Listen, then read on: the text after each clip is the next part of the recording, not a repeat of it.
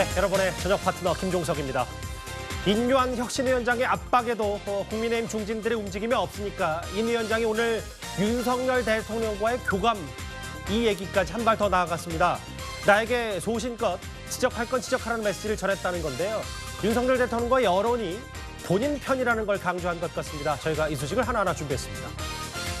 예, 그리고 오늘도 여러분의 댓글 기다립니다. 뉴스타파 유튜브 생방송에 의미 있는 댓글 남기시면 저희가 소개도 하고 질문도 받아보겠습니다. 멀리 가지 마십시오. 잠시 뒤에 바로 들어갑니다.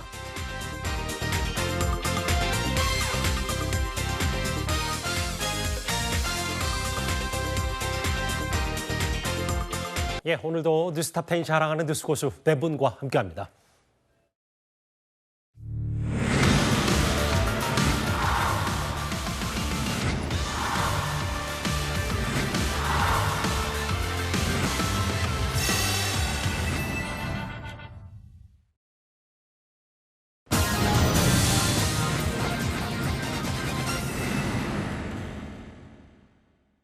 예, 오늘 뉴스탑10은 바로 1위부터 만나보도록 하겠습니다.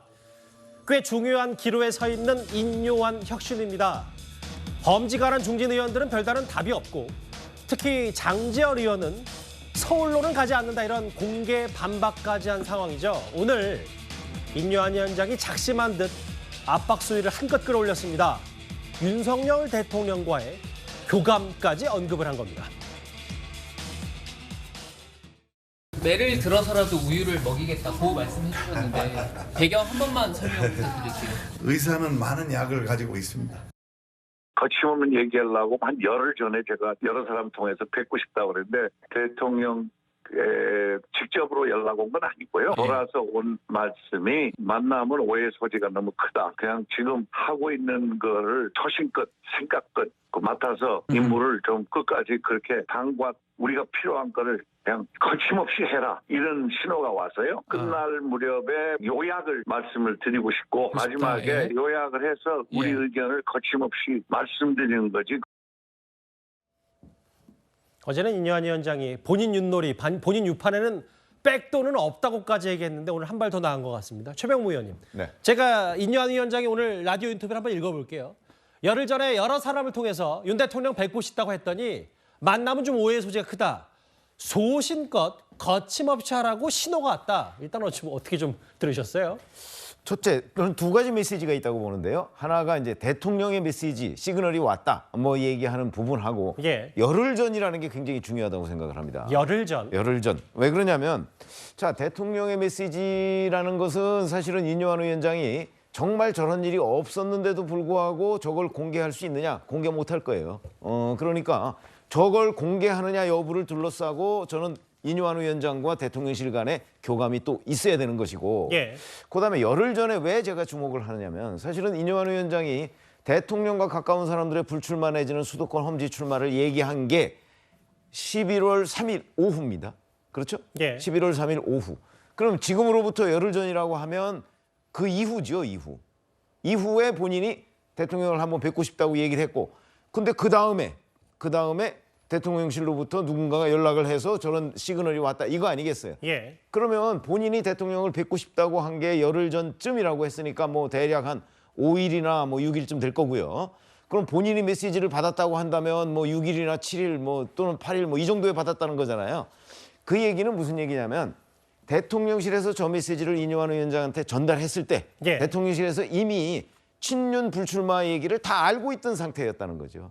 그걸 알고 있는 상태에서 그걸 제지하지 않고 소신껏 거침없이 하라는 거는 그걸 사실상 승인했다고 봐야 되는 게 맞는 겁니다.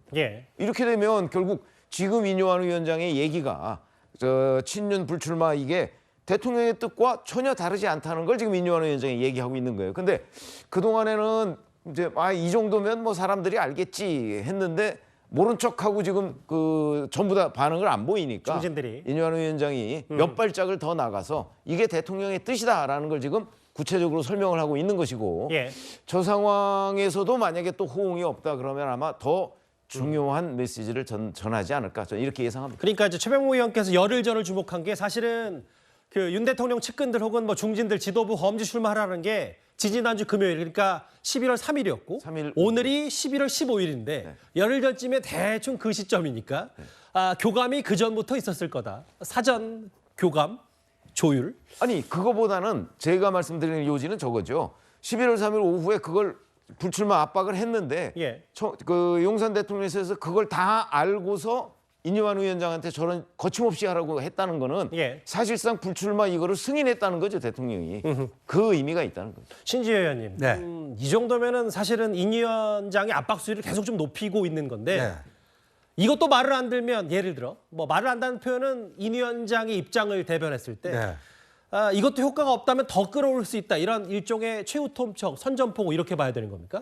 그렇게도 볼 수가 있는데요. 저는 뭐 이미 이게 삼심, 세 개의 마음이 일치가 돼 있다. 그러니까 이제 정치라는 것은 민심을 받드는 거 아닙니까? 예. 제일 중요한 게 민심일 거고 그 민심을 대통령이 어떻게 해독을 해갖고 자신의 마음, 이른바 윤심으로 정리를 하느냐. 예. 그다음에 지금 혁신위에 키를 주고 있는 인유한 위원장이 또 어떻게 마음을 먹느냐. 인심. 그래서 민심과 윤심과 인심이 큰 방향에서는 저는 뭐 일치하고 있다 이렇게 본 것이고, 근데 그거를 이제 본인 입으로 지금 인유한 위원장이 확인을 한 거예요. 그런데 여기서 좀 우리가 유의해서 봐야 될 것이요. 어떤 걸 유의할까요? 네, 인유한 그 혁신위가 하고자 하는 큰 방향 이런 거에 대해서는 정확하게 저는 일치하고 있다라고 보는데, 구체적인 방법론에 있어서는요, 인유한 그 혁신위의 방법론이요, 이런 거를 이끌어낼 수 있는 굉장히 그 노하우를 갖고 있는 것인지 거기에 약간 물음표는 찍혀져요. 뭐냐면요,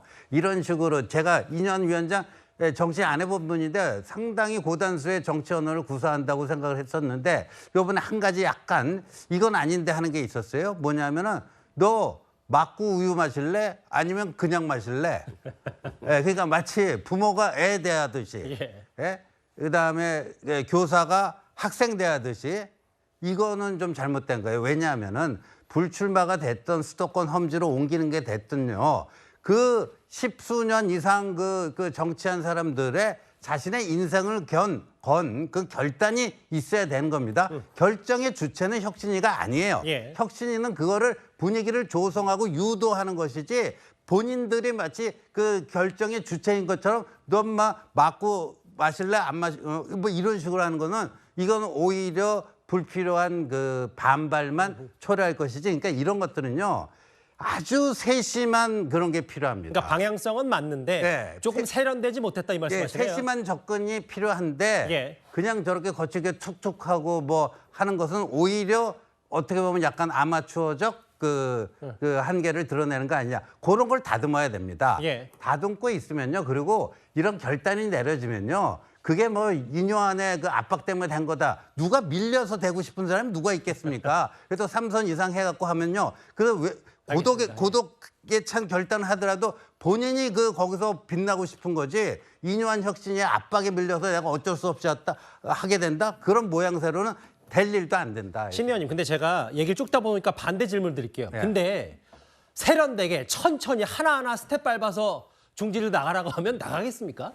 그러니까요. 이거는 인유한 예. 혁신위가 이렇게 딱 던져놓고요. 예. 그거를 나름대로 보이지 않는, 정치는요, 수면 위에 올라온 것을 보통의 이제 말씀인지 대중들이 알겠어요. 인식하는데 예. 수면 하에서 이루어지는 행위가 훨씬 더 중요한 행위가 많습니다. 예. 그런 것들을 좀 해나갈 줄 알아야 됩니다. 예. 그러면 저는 뭐 시간의 문제지, 아까 그 결론은 똑같아요. 당사자들도 100% 어쩔 수 없을 것이다. 당사자의 호응이 있을 것이다. 그 점은 전 결론은 똑같습니다. 아까 신 의원께서 잠깐 이제 민심 얘기를 해서 처음 보는 것 같아요, 이 여론조사는. 그러니까 인유한 혁신위가 중진들 험지 출마 불출마 요구가 맞는지 아닌지를 여론조사 좀 일부 물어봤는데 적절한 요구다라는 게 과반이 좀 넘었고 부적절한 요구다 27%. 그러니까 인유한 위원장 생각에 윤 대통령도 그렇고 여론 민심도 그렇고 다 내 편이다, 이런 생각을 좀 하는 것 같아요. 뭐 여론조사 수치만 보면 그렇습니다. 근데 그 뭐 중진 의원들의 거취를 여론조사로 정할 수는 없을 거고요. 예. 또 여론은 늘 기득권에 호의적이지 않습니다. 근데 영남 다선 중진은 대표적인 기득권이잖아요. 당연히 저는 여론조사 결과는 저렇게 나오리라고 보고 이 여당이나 야당 지지자들 사이에도 별로 의미 있는 차이는 나타나지 않는 것 같아요. 근데 이제 저런 여론조사까지 공개되고 있는 상황은 어쨌든 지금 아무도 호응을 안 하고 있기 때문에 인유한 위원장으로서는 압박의 수위를 한 단계 끌어올려서 압박을 하고 있는 거라고 보고, 물론 뭐 저 여론조사를 인유한 위원장이 한 건 아닙니다만 대통령과의 교감을 공개했다는 거는 굉장히 큰 메시지인 거죠. 그에 대해서 눈여겨볼 게 대통령실의 반응이 없습니다. 보통 대통령실이 그게 대통령의 뜻과 다른 얘기를 뭐 당직자를 통해서나 누굴 통해서 나가면 그거는 대통령의 뜻이 아니다, 뭐 그런 일이 없었다, 이렇게 반박을 하거나 정정을 할 텐데 인유한 위원장의 그런 어떤 이제 이른바 윤심 공개에도 불구하고 대통령실에 별다른 언급이 없다는 건 사실상 대통령의 뜻이 거의 근접해 있다라는 걸 보여주는 거에서 당장 일단 당사자로 지목된 뭐 김기현 대표, 장제원 의원 같은 분들이 조금 더 부담을 느낄 수밖에 없는 상황인데, 저도 이제 신지원 의원님 말씀에 공감하는 게 결국에는 그 정도 중진들이 떠밀려 가지고 주저앉는 모습을 보이지는 않을 거예요.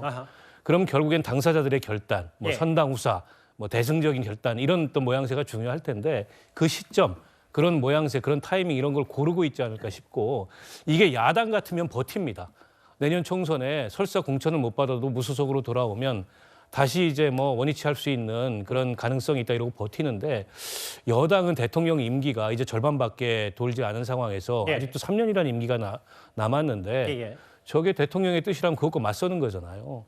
그럼 무소속으로 살아오기도 어렵고, 무소속으로 살아와도 정치적으로 굉장히 부담스러운 일이기 때문에 결국 시간 문제지 저는 관철이 될 텐데, 인유한 위원장도 상처를 입게 돼요, 이 과정에서. 왜냐하면 뭐 중진들이 그냥 물러나지는 않거든요. 그래서 어떻게 보면 인유한 위원장은 원포인트 릴리프로 올라온 거기 때문에 저걸 관철시키면 나도 물러난다, 구원투수로 왔기 때문에. 뭐 이런 정도의 이 각오는 지금 좀 필요한 게 아닌가 싶어요. 근데 이제 오늘 그 혁신위의 멤버 중에 하나인 오신환 의원도 당이 혁신안을 안 받아들이면 해체할 수밖에, 혁신위원장 던지겠다 혹은 뭐 조기 해산, 해체, 이런 압박 수위도 꽤 그 다른 곳에서 좀 높이고 있는 것 같아서요. 그렇죠. 당초에 언론 보도에 저런 게 나왔었죠. 인유한 혁신위원장 그 체제에서 만약에 이게 다 아무런 호응이 없으면 해체할 수밖에 없다. 근데 이게 당에는 위협이 될 수 있어요. 그러나 저는 뭐 장제원 의원이나 김기현 대표한테 위협이 될 수는 없다고 생각해요. 그 사람들은 지금 자기가 중요하다고 생각하는 거 아니겠어요? 자기 당선이 중요하다고, 또는 자기의 정치 생명 연장이 중요하다고 하는 사람한테 당이 이러니까 선당 후사하라, 뭐 이런 요구는 저는 별로 먹히지 않을 거라고 보고, 뭐 오신환 이제 혁신 의원도 얼마나 답답하면 저런 얘기를 할까 싶은데, 저거 외에 사실은 그 조금의 정치, 아까 저 신지호 의원께서 얘기했는데 사실은 빙산에 드러난 거 말고 아래에서 벌어질 수 있는 여러 가지의 상황이 그 정치 작업이라고 하거든요. 그런 것들이 사실 있는 상태에서 지금 이런 일들이 벌어졌어야 하는데, 워낙 그 성급하게 이제 혁신위원회 체제로 가다 보니까 그런 것들이 없는 것 같아요. 그러니까 방송 인터뷰를 통해서만 메시지가 전달되고, 이게 좀 문제가 있다. 뭐 예를 들어서 이제 그런 거죠. 뭐 김기현 대표가 만약에 여기서 그 본인이 뭐 불출마를 하거나 뭘 하면 김기현 대표는 앞으로 뭘 어떻게 할 수 있다는, 뭐 이런 것들이 이제 좀 뭐 그 불출마의 대가 같은 것들도 사실은 얘기를 충분히 할 수가 있거든요. 그거는 뭐 공개적으로 얘기할 수 있는 상황은 아니에요. 그러니까 그런 정치 작업들이 좀 부족했기 때문에 이런 반발이 있는 건 아닌가 싶은데, 사실은 뭐 대통령실에서 가지고 있는 카드라는 건 굉장히 여러 개 있습니다. 이런 카드를 적절히 활용을 해서 대통령실이 물밑에서 움직여주지 않으면 아마 인유한 혁신위원회가 별 성과를 내지 못하고 끝날 가능성도 없지 않다, 저는 이렇게 생각을 합니다. 오늘 한 조간신문 제목 보니까 이런 내용이 있더라고요. 이 지지자 4,000명 동원에 생산 장제원 의원, 아까 여기 계신 몇 분들도 결국 당사자들의 결심까지는 좀 혁신위가 좀 시간을 주고 기다려줘야 되는 거 아니냐 하는데, 그럼에도 지지자 동원해서 행사하고 뭐 교회 간증에서 여러 가지 했던 장제원 의원이 오히려 윤핵관의 해체를 촉발시킨 거 아니냐는 분석도 나왔는데, 상대당으로서 좀 어떻게 평가하시겠습니까? 저는 좀 이해가 안 되는 게요. 대통령이나 국민의힘이라든가 아니면 인유한 혁신위에서 설명을 해줘야 돼요. 이제까지 이준석 전 대표가 가장 국민의힘의 문제는 윤핵관이다, 윤석열의 핵심 관계자, 이게 문제라고 계속적으로 얘기했는데 당대표에서 물러나고 사실상 징계를 받고 회복 불가능한 위치로 만들었잖아요. 그렇다고 한다면 이제 와서 갑자기 왜 윤핵관이 당의 가장 큰 문제이고 물러나야 되느냐, 왜 인용환 혁신위원장이 몰아내려고 하고 있고 이걸 용산 대통령실에서 거침없이 소신 있게 하라 이런 말을 하느냐, 여기에 대해서 설명을 해줘야 되는 겁니다. 그래야지만이 김기현 대표나 저는 장제원 의원이 이해를 할 것이라고 생각되고 이런 것들에 대해서 당 내부에서도 그리고 국민들에게도 설명을 해야 된다라는 말씀드리고요. 지금 강서구청장 선거에서 17% 차이로 굉장히 패배를 하면서 국민의힘이 힘든 상황이지만 가장 중요한 건 윤핵관도 문제이지만 무능하다는 게 문제거든요. 그러면 빨리 윤석열 정부가 경제정책이라든가 앞으로 나아갈 윤석열 정부의 국정 방향성에 대해서도 주장을 해줘야 되는 겁니다. 근데 이것은 전혀 없이 그냥 윤핵관 바꾸자. 그러면 윤핵관 바꾸고 누구 넣을 건지, 어떠한 기준으로 넣을 건지 이런 것들에 대해서 공천 기준 등이 정확히 제시되지 않는다라고 한다면 결국에는 윤핵관 빼고 또 더 윤핵관이 들어갈 수 있는 문제가 있어서 저는 이런 부분에 있어서는 국민의힘이 좀 더 명확한 생각들을 표현해야 된다고 생각합니다. 물론 뭐 인현 위원장의 개인적인 얘기지만 용산 참모들 혹은 뭐 낙하산 공천 이런 거 없을 거라고 얘기했기 때문에 제가 한번 잠깐 그 얘기도 덧붙여봤습니다.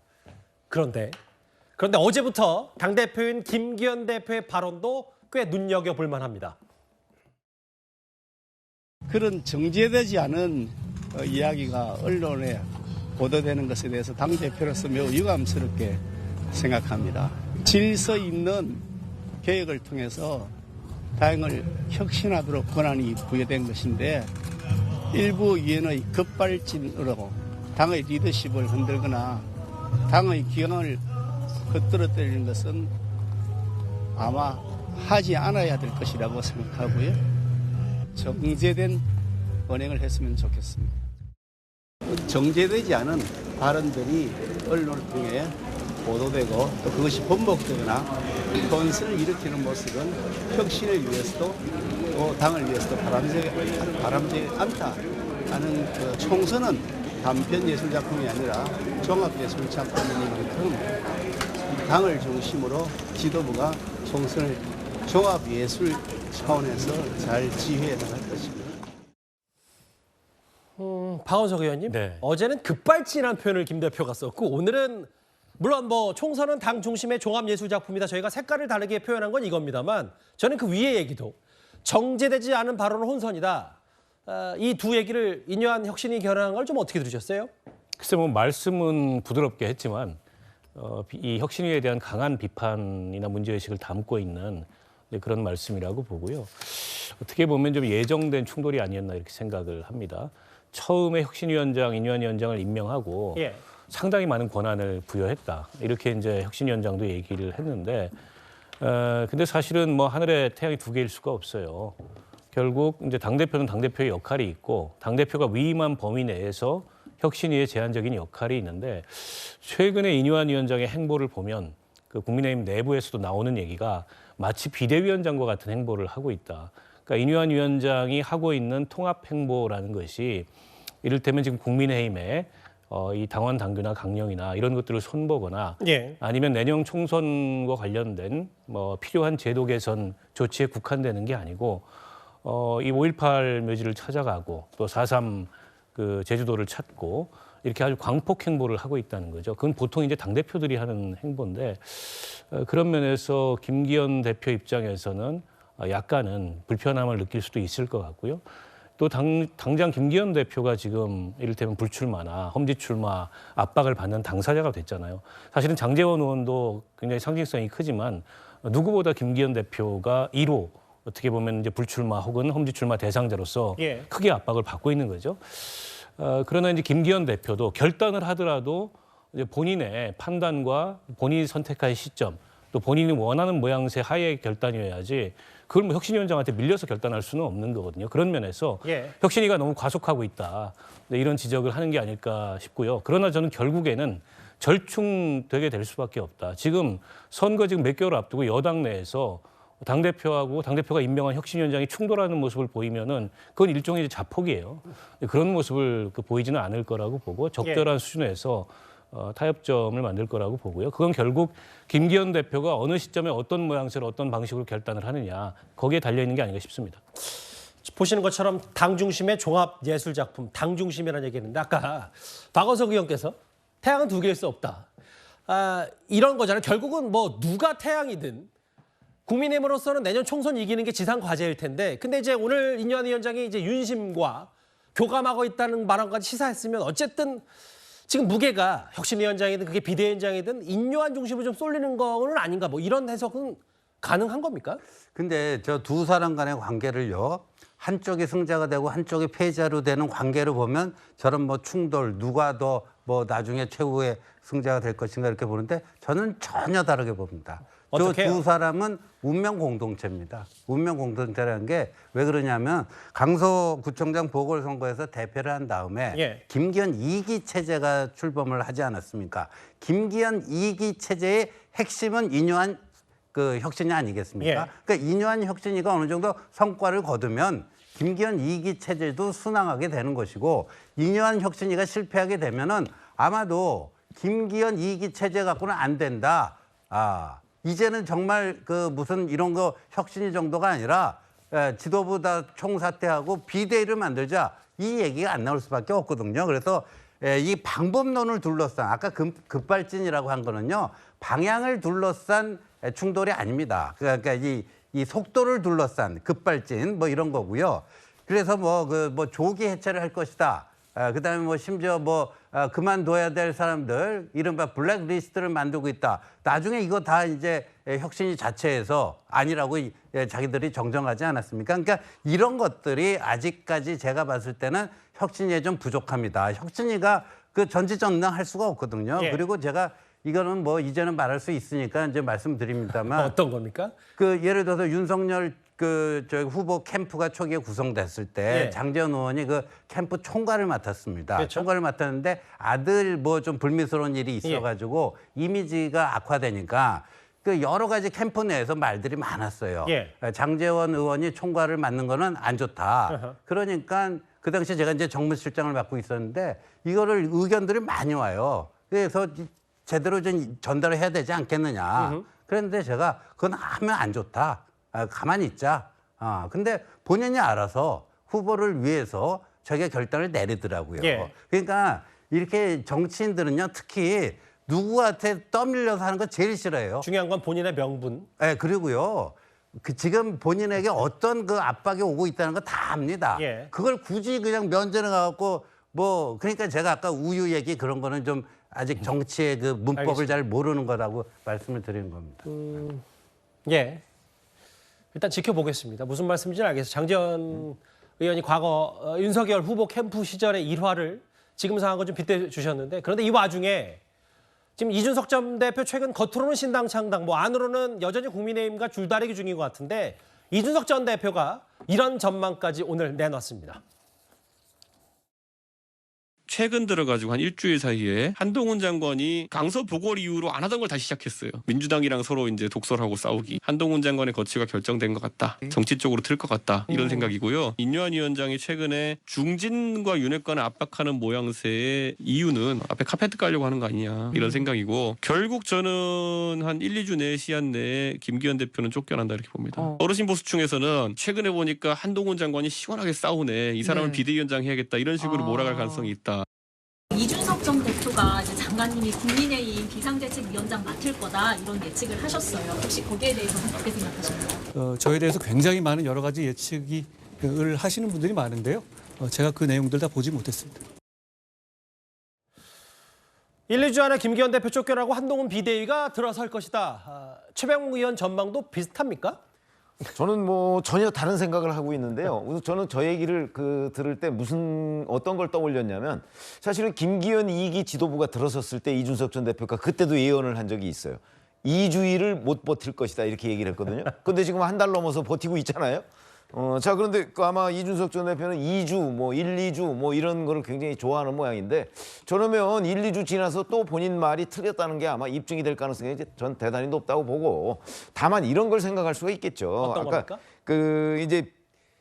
김기현 대표 체제와 혁신위원회가 같은 운명체일 가능성이 있다. 이렇게 얘기를 아까 신조 의원이 했잖아요. 이거는 사실 저렇게 김기현 대표가 본인이 호응 안 하고 장제원 의원도 호응 안 하고 이 상태에서 시간이 흘렀는데 12월 넘어가서도 별로 그런 게 조짐이 없다. 예. 이렇게 되면 이제 김기현 대표 2기 지도부를 가지고 총선을 치를 수 없다는 거는 지금 당내에 굉장히 많은 공감대를 얻고 있어요. 특히 수도권 의원들, 수도권 당협위원장 수도권 의원들은 그런 얘기가 있죠. 물론이고 하여튼 당내에 여러 그런 공감대가 있어요. 그러면 윤석열 대통령으로서는 자 그럼에도 불구하고 김기현 대표를 체제를 계속 가지고서 내년 총선을 치르자 그렇게 생각할까요? 전 그렇지 않을 거라고 보거든요. 예. 그렇게 되면 혁신위원회가 성과를 못 거두면 혁신위원회와 김기현 2기 주도부가 한꺼번에 무너질 가능성이 대단히 높다고 저는 예. 봅니다.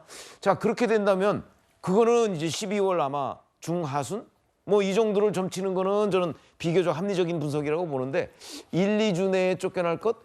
아니 김기현 대표가 본인이 만약에 사표를 안 내면요. 대표가 사표를 안 내면 방법이 없습니다.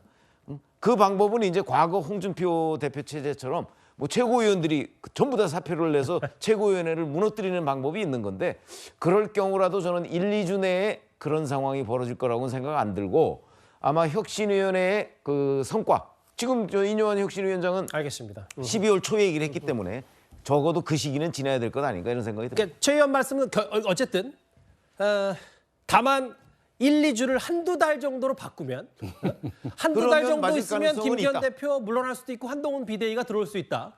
아니 그 한동훈 비대위가 될지는 뭔지는 모르지만 예. 왜냐면 한동훈 장관은 사실은 장관이기 때문에 또 그 후임자 임명하면 청문회 이런 게 여러 가지 절차가 복잡해요. 그러니까 그걸 한동훈 장관으로 대치시키는 것 저는 그 점에도 동의할 수가 없습니다. 오늘 이준석 전 대표가 어떤 전망 예측을 한 부분 중에 한동훈 장관과 같이 비대위를 꾸릴 사람으로 이 사람도 지목했습니다. 잠깐 화면도 만나볼까요? 장관님 지난번에 보니까 출마설 도는 곳만 15곳이다. 이게 7월 기준이에요. 오라가라 그런다고 왔다 갔다 할 그런 처지는 아니고요. 네. 지금 말씀하신 것처럼 우리 총선은 동시에 윤석열 정부의 국정 수행에 대한 국민들의 기대감이냐 심판이냐 이 갈림이기도 하거든요. 아직 임기가 3년 반이나 남았거든요. 그래서 제 생각에는 정부가 국정 동력을 가질 수 있도록 국민들이 좀 판단을 해줬으면 좋겠다라는 거고 15, 17군데에서 오라가라 하는 것들은 이제 갈수록 점점 이 선거판이 뜨거워지는 건 알겠습니다만은 그 역시 제 마음대로 하는 건 아니라서 좀 봐야 될 것 같습니다. 그러니까 사실 이준석 전 대표가 말했든 누군가 말했든 어쨌든 이 예측이 그럴싸하냐 들어맞을 것 같으냐만 파악하면 되는 거니까 박원석 의원님 이게 결국은 김기현 대표는 어렵고 한동훈 장관이 등판할 수밖에 없는 사정이 있을 거다라는 얘기는 좀 어떻게 받아들이세요? 아니 근데 저런 시점 같은 것들이 전부 다 현실성이 없는 게 12월 2일이 내년 예산안 심사 기한입니다. 예. 그리고 정기국회가 12월 10일 날 이제 폐회를 하는데 지금 김기현 대표, 한동훈 장관, 심지어 좀 전에 화면에 나왔던 원희룡 장관 전부 정기국회에 매여 있는 분들이에요. 그러니까 당내에 이런저런 역학으로 보면 이런저런 관측을 할 수 있겠지만 지금 여당이 당내 역학만 가지고서 이 국회 운영이나 국정 운영에 임할 수가 없거든요.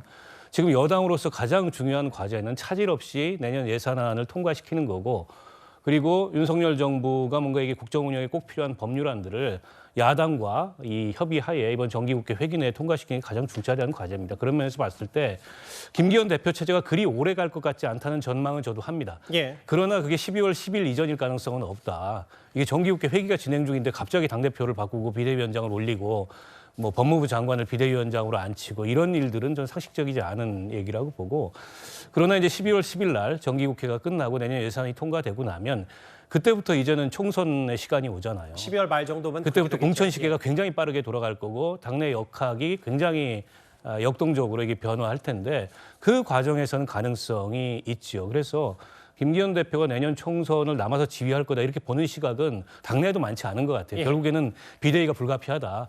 그러나 그 시점이 12월 10일 이전일 가능성은 없다고 봅니다. 아까 최명우 의원께서 강서구 총장 보궐선거 국민의힘이 졌을 때 이준석 대표가 당시에도 1, 2주 안에 김 대표 1, 2주는 아니고 2주 못 버틸 것이다 이렇게 얘기했었죠. 그 얘기 갑자기 다시 이제 이번 주제 정리하려니까 생각이 나네요. 알겠습니다. 이준석 전 대표의 전망 얘기와 용산 시그널을 받았다는 인요한 혁신위원장 얘기까지 저희가 첫 번째 주제였습니다. 그런데 오늘 여권에서 주목할 만한 인물 두 사람이 만났습니다. 바로 다음 주제입니다.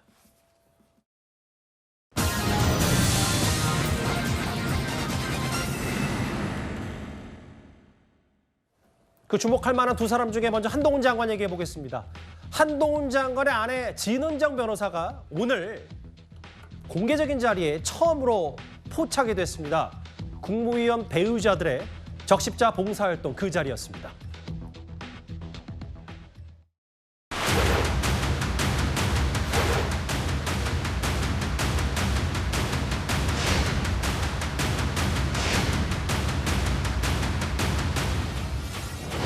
오늘 아내분께서 봉사활동하면서 처음에 공식 활동을 하셨는데 그 정치 행보 아니냐는 오늘 가서 찍으셨는지 모르겠습니다만 대한민국의 국무위원회 가족은 이 적십자 관련한 봉사활동을 아주 오래전부터 모두 다 해왔습니다.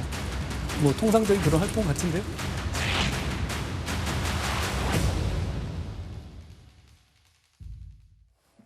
최근에 이제 기자들 질문에는 상당히 굳은 표정을 한 장관 얘기했는데 기자들이 본인 배우자 얘기했더니 그때부터 좀 이제 뭔가 표정이 약간 좀 어색한 이제 웃음들이 좀 나오긴 했어요.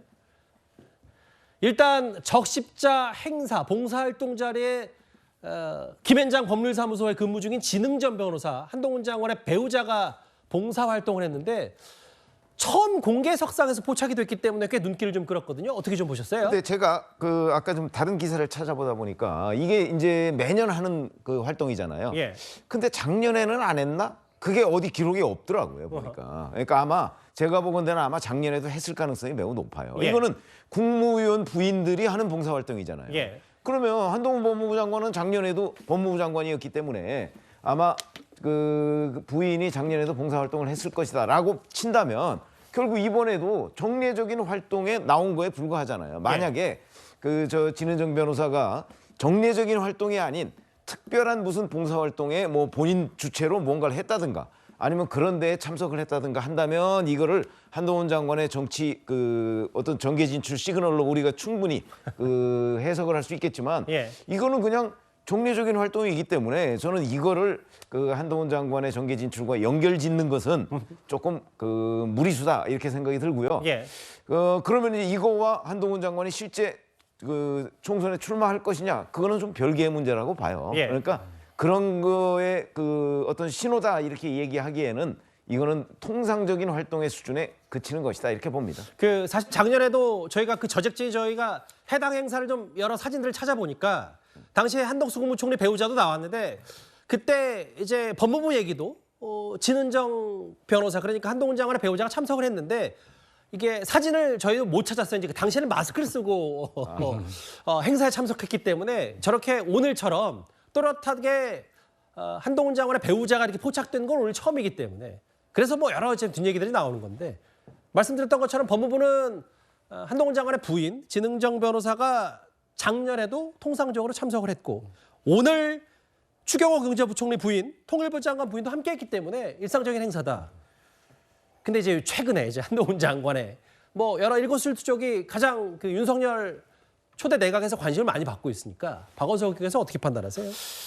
아니 저는 한동훈 장관 배우자가 오늘 저 봉사활동에 참여한 게 총선 출마의 시그널이다 이렇게는 안 봅니다. 그냥 예. 통상 다른 장관 부인들이 하는 활동을 한 건데 근데 이제 문제는 그렇게 해석이 되는 거죠. 한동훈 장관과 관련돼서는 작은 어떤 변화조차 전부 이제 이 정치 참여 혹은 정치 시작의 신호로 받아들이는 이제 그런 어떤 관심이 지금 형성이 돼 있잖아요. 그런 관심이 높아져 있고 뿐만 아니라 한동훈 장관의 모든 메시지가 다 정치적으로 해석되고 더러는 본인도 메시지를 낼 때 정치적 해석의 가능성을 염두에 두고 메시지를 내기도 한단 말이에요.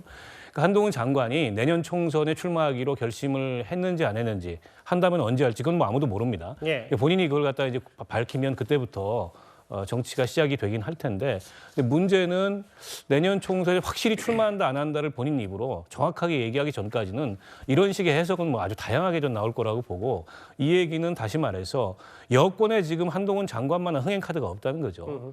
때문에 여당 내에서도 어쨌든 한동훈 장관이 등판해서 내년 총선에 큰 역할을 해줬으면 하는 바람이 있고 그에 대해서 글쎄요 저는 본인도 여전히 가능성을 갖고 상황을 좀 관망하고 있는 게 아닌가 싶습니다. 그러니까 그 얘기는 저렇게 배우자가 집중 조명을 받는 이유가 최근에인가요? 얼마 전이었죠. 한동훈 장관이 집 근처 예술의 전당 공연 보러 갔을 때 뭐 이제 팬들이나 일부 시민들이 막 사진 찍고 했던 거 그만큼 주목도가 높은 인물이기 때문에 덩달아서 처음으로 포착된 저 배우자의 사진까지 덩달아 주목을 받는다. 이런 정도로의 분석만 하면 된다. 이 말씀하시는 거죠? 네. 법무부도 저렇게 국무위원 부인의 뭐 봉사, 적십자 봉사는 일반적인 통상 행보다 이렇게 얘기했습니다. 근데 오늘 앞서 제가 여권에서 주목받는 인물 2명이 만났다고 했잖아요. 한동훈 장관 말고도 오세훈 시장이 오늘 범죄 피의자 원스톱 솔루션 센터 협약식에서 함께 참석을 했습니다.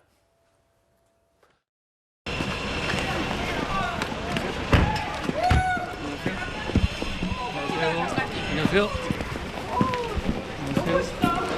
사진 한번 찍고 싶으면 안 될까요? 감사합니다. 너무 감사합니다. 감사합니다. 안녕. 뵙겠습니다. 감사합니다. 감사합니다. 오세훈 시장님과 한동훈 장관님 입장하고 계십니다. 범죄 피해자 지원기관과 물리적 결합을 최초로 추진하는 오늘 서울 범죄 피해자 원스톱 솔루션 센터의 첫걸음은 이 최적의 장소를 제공해 주신 오세훈 서울특별시장님의 결단 없이는 불가능했습니다.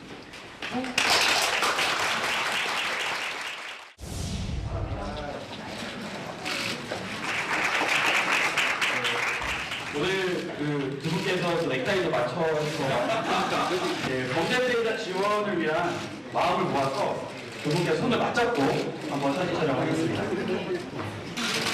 팔자 서주시면 감사하겠습니다. 그러게요. 두 사람 다 빨간 넥타이를 함께 매고 오 시장 결단 없었으면 불가능했다. 법무부를 비롯한 검찰 등과 힘을 합쳐야 된다. 범죄 피해자 솔루션 센터 협약식에서 두 사람의 기념 촬영도 하고 같은 메시지를 좀 냈는데 오늘 한 장관의 배우자가 처음으로 포착돼서 많은 주목을 받았다면 오세훈 시장은 어제 KBS 박민 신임 사장이 이른바 과거 KBS 보도에 대해서 직접 사과를 했잖아요. 특히 오 시장 지난 서울시장 보궐선거 때 이른바 생태탕 논란이에요. 본인 SNS에 저렇게 썼더라고요. 늦었지만 큰 의미가 있다. 어떻게 보셨어요? 예, 늦었지만 큰 의미가 있죠. 그러니까 이제 왜 저렇게 사고 쳐놓고 가짜 뉴스 남발하고도 반성은커녕 계속해서 뻑뻑 우기는 사람들이 그냥 스스로 뻑적하지 않습니까? 그런 점에서 공영방송 KBS가 이제 정상화의 첫걸음으로 4대 가짜 뉴스 자체 검증해갖고 저렇게 얘기한 거 그 자체적으로 의미가 있습니다. 그런데 오세훈 시장이 또 이런 얘기도 했어요. 그렇지만 그런 그 사후 사과의 한계도 분명하다. 소 잃고 외양간 고쳐봤자 소는 돌아오지 않는다. 근데 이 얘기가 뭐냐면요. 2002년 대선 때 한나라당 이회창 후보가 민주당 노무현 후보에게 57만 표 차로 석패를 했습니다. 큰 차이가 아니에요. 그런데 그 당시에 대선의 최대 이슈가 됐던 게 뭐죠? 이회창 후보의 두 아들이 병역 비리가 있었다. 병역 의무 부사관 출신인 김대엽이 거기에 대해서 아주 생생한 뭐가 있는 것처럼 다 했어요. 근데 나중에 그게 허위 폭로였다는 게 다 증명이 됐고요. 김대엽은 그 옥고를 치렀습니다. 그런데 그게 표심에 상당 정도 영향을 줬을 텐데 간발의 차로 그때 이회창 후보가 졌거든요. 근데 솔고 외곽은 못 고치는 거예요. 김대엽이 그렇게 가짜 뉴스로 정치 사기를 쳤다 해갖고요. 대선 결과가 뒤바뀌지가 않습니다. 작년 3구 대선을 보자고요. 이 김만배 일당이 대장동 몸통은 윤석열이다. JTBC, 경향신문 이런 이른바 메이저 언론까지 다 등장해서 뉴스타파 정도가 아니죠. 그래서 근데 결과적으로 0.73% 윤석열 후보가 겨우 이겼는데 만약에 이게 뒤집혔다. 나중에 뭐 이런 그 언론기관들이 가짜뉴스 발신했다는 게 드러난들 그런 게 바로 잡혀질 수가 있겠습니까? 알겠습니다. 그래서 이 민주주의 제도라는 게 우리가 추구해야 될 현재까지 인류가 개발해낸 그 최상의 정치 시스템인 건 분명한데 이런 그 정치 사기 행위에 굉장히 허약한 제도라는 것도 우리가 유념해야 될 것 같습니다. 두 사람의 만남까지 뭐 정치적 의미까지 좀 더해서 여러 논평까지 좀 덧붙여봤습니다. 저희가 준비한 3위였고요. 다음 주에 또 다른 저희가 준비한 상위권 주제로 가보겠습니다.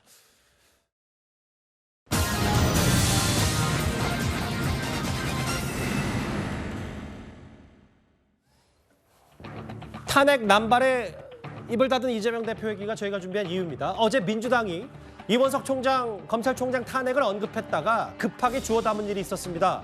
일선 검사에서부터 이원석 총장까지 탄핵 카드를 남발한다는 지적이 꽤 만만치가 않은데요. 어제 오늘 한동훈 장관도 꽤 수위를 높은 공세를 폈습니다. 민주당은 이제 정말 하루에 한 명씩 탄핵 추진하는 것 같습니다. 정부 측에는 위헌 정당 심판 청구가 있습니다. 만약에 법무부가 자유민주주의를 파괴했다는 이유로 더불어 민주당에 대한 위헌 정당 심판을 청구하면 어떨 것 같습니까? 어제 장관님께서 그 위헌 정당 심판 청구에 대한 언급을 하셨어요. 그래서 검찰 독재다, 뭐 아니면 부적절한 발언이다라는 비판이 나왔는데 어떻게 생각하십니까? 탄핵은 가벼운 제도고 위헌 정당 해산 심판은 무거운 제도입니까? 둘 다 민주주의 파괴를 막기 위한 아주 극단적이고 무거운 최후의 수단입니다. 국민들에게 큰 영향을 미치는 수단이죠. 기각될 거 뻔히 알면서 대충 탄핵 리스트 만들어서 막 던지는 분들이 그런 말씀하시는 건 이상합니다. 어떻게 위헌 정당 심판 청구를 법무부 장관이 언급할 수 있냐. 오늘 민주당에서 비판 목소리가 나오니까 한 장관이 이렇게 얘기했어요. 그러면 탄핵은 가벼운 제도고 위헌 정당 심판은 무거운 제도냐. 둘 다 극단적인 수단 아니냐. 어떻게 좀 보셨습니까? 사실은 탄핵이라는 제도가 그 노무현 그 전 대통령에 대한 탄핵, 그게 이제 그 한 번 있었죠. 사실 그 전까지는 탄핵이라는 거 이름도 거론하기가 굉장히 어려웠습니다. 근데 그 이후에 이제 박근혜 전 대통령 탄핵 이후에는 지금 이제 민주당이 걸핏하면 이제 탄핵 얘기를 하고 뭐 검사 탄핵 뭐 이런 얘기 검찰총장까지 이렇게 하고 있으니까 사실은 지금 한동훈 법무부 장관이 얘기하는 거는 탄핵이라는 게 최후의 수단이다라는 거잖아요. 이 최후의 수단을 처음부터 그냥 꺼내서 휘두르기 시작하면 그러면 그게 뭐 예를 들어서 정부가 할 수 있는 우형정당 심판 청구 헌법재판소에 하는 이거와 뭐 그렇게 차이가 있겠느냐 하는 걸 얘기하고 물론 뭐 법무부는 우연정당 심판 청구를 하지 않는다는 걸 전제로 얘기를 하긴 했습니다만은 다만 예시로 그런 걸 들었을 뿐이에요. 그런 점에서 본다면 뭐 김용민 의원이 또 뭐 어떻게 그 두 가지를 비교하느냐 이러니까 그 두 가지는 전혀 뭐 무게가 다른 게 아니다. 이거를 이제 또 반박을 한 거죠. 사실 탄핵이라는 제도가 사실은 이제 헌법과 법률의 어떤 중대한 위반, 단순한 위반이 아니고 중대한 위반이 있을 때 헌법재판소에서 받아들여지는 거 아니겠습니까? 그런 점에서 본다면 저는 뭐 한동훈 법무부 장관이 얘기한 둘 다 무거운 제도고 최후의 수단이다. 그러나 법무부는 우연정당 심판 뭐 청구 이런 거를 하지는 않을 거다. 뭐 이런 그 취지에 충분히 동감할 수 있는 거라고 생각합니다. 리스트들이 사실은 이재명 대표 수사팀장부터 해서 물론 뭐 검찰총장까지는 탄핵 생각하고 있지 않다고 했지만 실제로 어제 주었다 담은 일도 있었기 때문에 꽤 일선 검사부터 검찰총장까지 탄핵을 거론하는 민주당 사람들이 많습니다. 다음 한번 볼게요. 근데 이승훈 변호사님, 신현영 의원이 기자들과 여러 얘기를 하다가 뭐 탄핵 추진하는 검사가 4명인지 5명인지 하여튼 너무 많아서 저희도 헷갈린다. 이거 남발하고 있다는 걸 스스로 자인한 건 아닌지 모르겠어요. 아니 뭐 저는 개인적으로 헷갈릴 수 있다고 생각을 해요. 왜 그러냐면 김용민 의원의 개인의 의견을 얘기한 거잖아요. 그렇다면 민주당이 이게 당론으로 채택이 돼서 검사를 탄핵한다라고 한다면 헷갈릴 일이 없겠습니다만 개인적인 국회의원 1인이 발표한 것을 가지고 민주당이 전체적으로 한 것처럼 공격할 필요는 없다. 이런 말씀 드리고요. 예를 들어서 검사 탄핵을 한다라고 한다면 헌법과 법률에 중대한 위법이 있어야 되는데 이게 수사를 해야지 중대한 위법이 있는 줄 알 수 있어요. 근데 검사에 대해서 수사를 안 하면 그냥 봐주게 해버리면 당연히 탄핵은 통과될 수 없다 이런 말씀 드리고요. 그래서 수사를 좀 철저히 해야 된다. 이정석 검사에 대한 탄핵 문제도 베이비시터 친척이 구하는데 여기서 전과 기록, 수배 기록을 알아봐줬다 이런 얘기잖아요. 최근에 경찰들이 이런 거 알아봤다가 해임되는 경우가 다반사입니다. 그러면 당연히 여기도 수사를 해서 사실관계가 확인되면 이정석 검사도 옷 벗고 재판받아야 돼요. 근데 이 부분에 대해서 수사가 빨리 진행되지 않는다는 게 결국에는 수사를 안 할 바에는 정치적인 탄핵으로 가자 이런 것이거든요. 그래서 좀 윤석열 정부에서 검찰이 빨리 야당만 수사하지 말고 검사에 대해서도 문제가 발생하면 빨리 수사하고 여당 인사에 대해서도 수사를 빨리 한다라고 한다면 야당이 탄핵 얘기할 필요가 없다. 그리고 말끝마다 탄핵 한다고 하는데 지금까지 민주당에서 탄핵한 사람은 이상민 행안부 장관밖에 없어요. 이상민 행안부 장관과 같이 12구 이런 이태원 참사 때도 책임지는 사람이 아무도 없었잖아요. 해임 건의에도 대통령이 그냥 그대로 받아서 해임 건의 안 받아들이고 결국에는 어쩔 수 없이 정치적인 탄핵을 하는 겁니다. 최소한 정부에게 책임을 지우겠다는 것이지 이게 이 탄핵이 기각됐으니까 민주당이 잘못한 거야. 이런 시각으로 접근한다라고 한다면 저는 국민의힘이나 윤석열 정부 모두 다 국민의 마음을 잘 헤아리지 못하고 있다 이렇게 생각됩니다. 근데 이제 이승훈 변호사께서 어떤 논평인지는 알겠는데 다만 김용민 의원 개인의 의견이라고 했는데 그 개인의 의견이 이렇게 확대 재생산돼서 그럼 강경파 민주당 사람들 다 끌려다니는 건 아닌지 모르겠어요. 이제 그런 반문도 가능하니까 다음 화면 보겠습니다.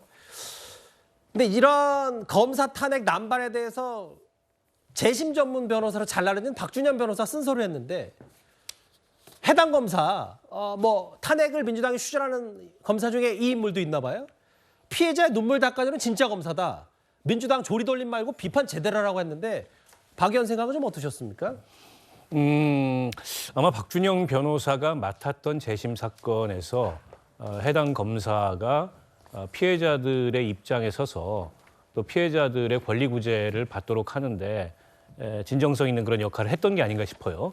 그래서 이제 피해자 눈물 닦아준 진짜 검사다 때문에 종합적으로 보고 민주당에서 평가를 하고 판단을 해야지 어느 한 측면만 가지고서 저렇게 탄핵 조리돌림하는 거 바람직하지 않다 이런 비판인데요. 어쨌든 저건 박준영 변호사 개인의 의견이나 생각일 수 있고요.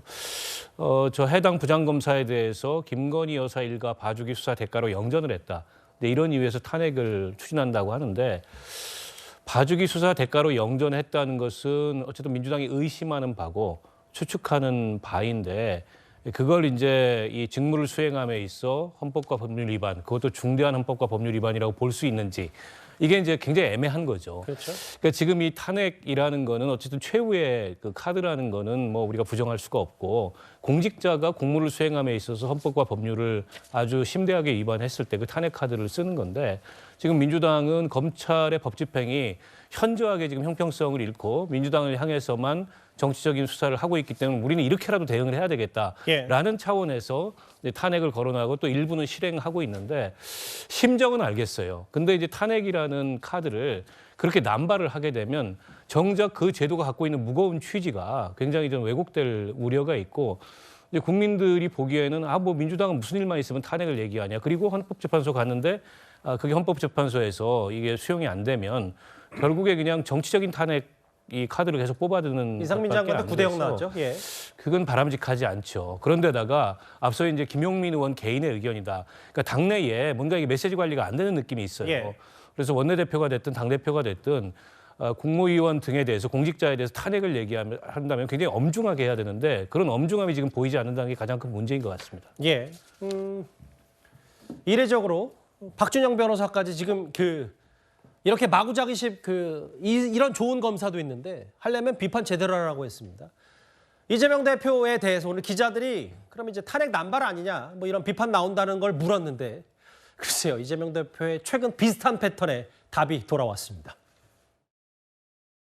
민주당이 탄핵을 너무 남발하는 거 아니냐는 비판이 있는데 어떻게 보세요?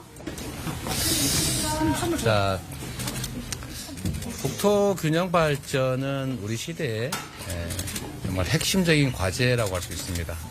최근에 서울 팽창론이 이제 대한민국 지역 우리 주민들에게 상당한 실망감과 좌절감을 주고 있는데 국가 정책을 논할 때는 장기적 비전을 가지고 국민과 국가의 입장에서 신중하게 논의해 주시기를 부탁드립니다. 표를 얻기 위해서 하는 이런 그야말로 던지기식 정책 남발은 국민과 국가에게도 도움이 안 된다는 생각이 듭니다. 한동훈 장관이 잠깐만요.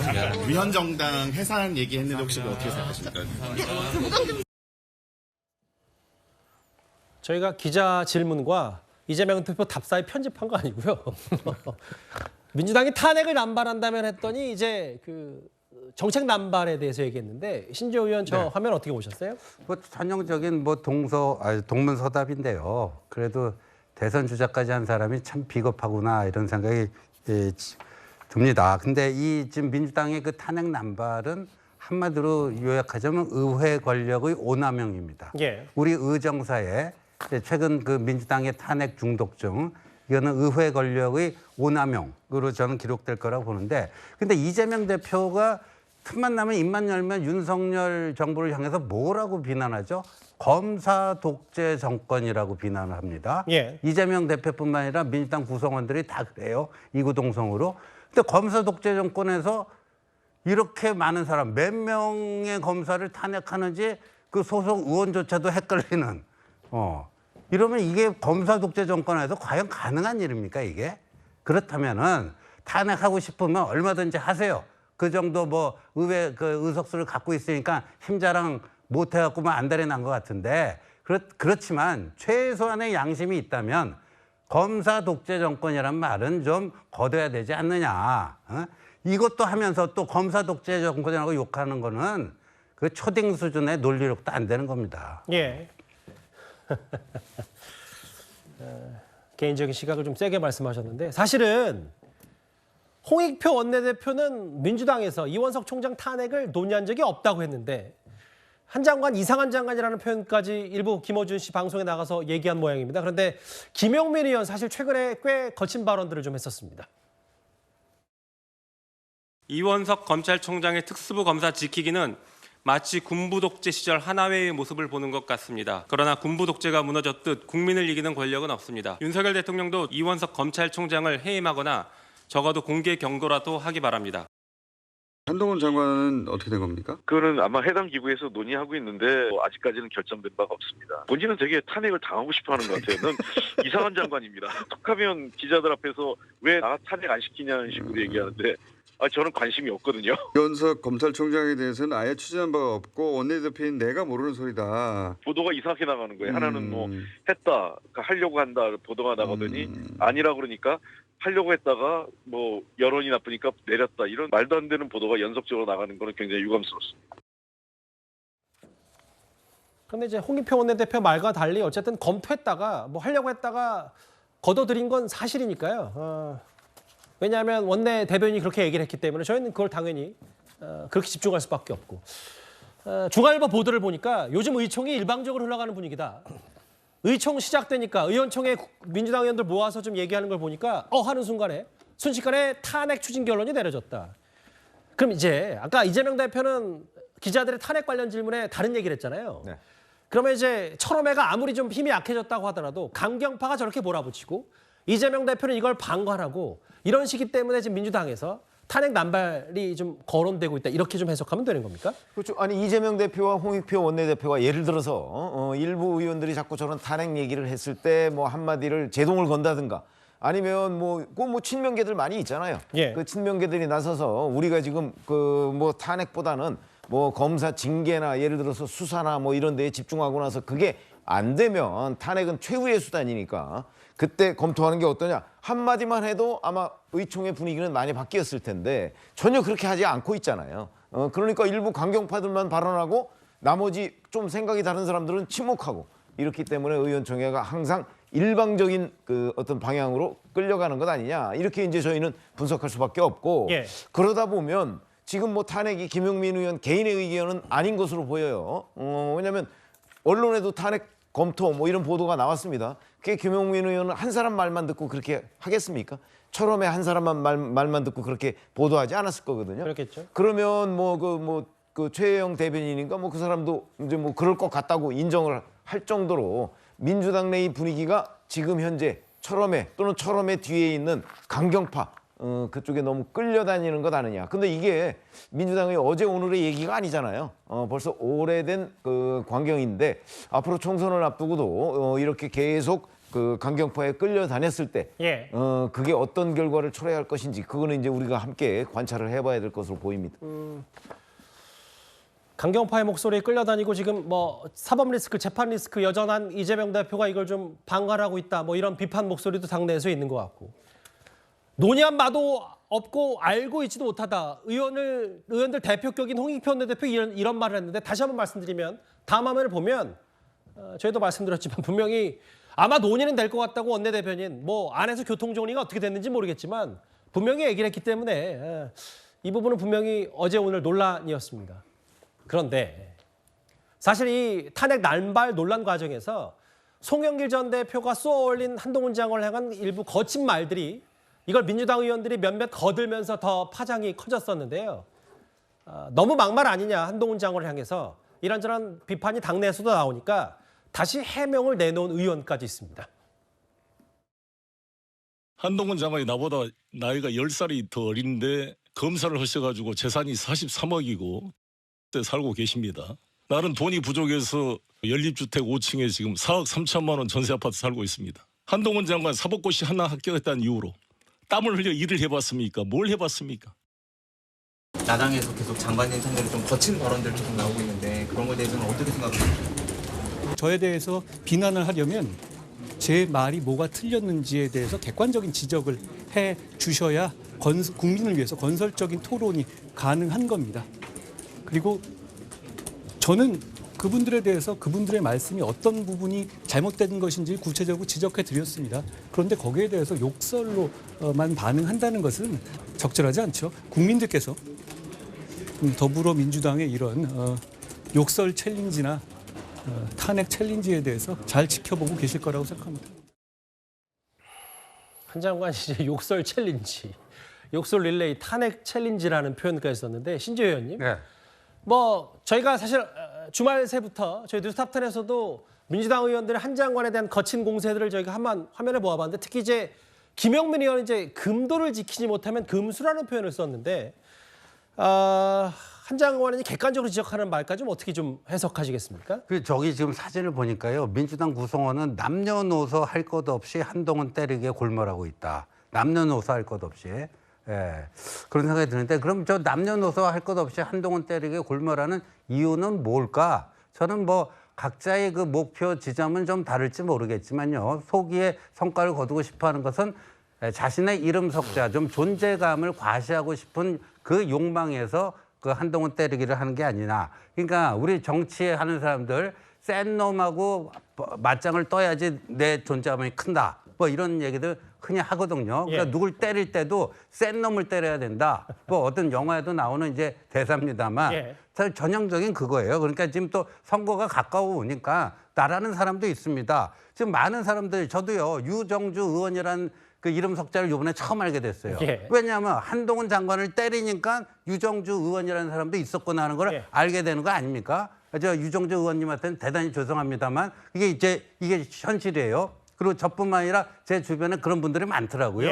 유정주라는 이름은 이번에 처음 알았다. 그럼 이건 결국 뭐냐? 한동훈을 때리는 것 같지만요. 한동훈의 명성에 묻어가기 전략이에요. 한동훈의 명성에 묻어가기 전략이다. 이렇게 봅니다. 센 놈이라는 표현을 하셔서 무게감 있는 사람, 본인이 계속 공격하면서 본인 몸값 피우려고 하는 거다. 그 정도로 좀 순화를 하겠습니다.